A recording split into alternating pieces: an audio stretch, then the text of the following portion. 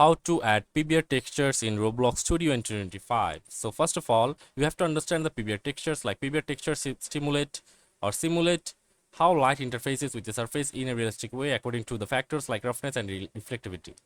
They often consist of multiple texture maps, each defining a specific property of the material. And the common PBR maps include color map, normal map, roughness map, and mean metalness map. And then you have to import and prepare textures, like download the prepare texture maps from a suitable source. Ensure your texture are in compatible format like PNG or JPG.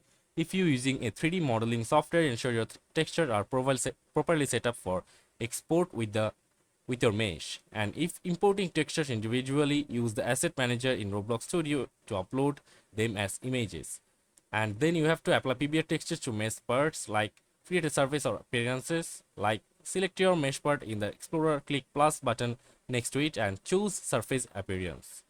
And then assign texture maps, like click on the color map property of the surface appearance and select the color map image, you upload it. And then repeat this process for the normal map, roughness map, and metalness map properties, linking them to the corresponding texture maps.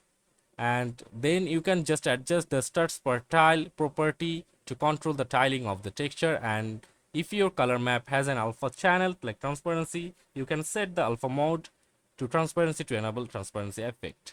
So that's it for this video. See you on the next one, guys.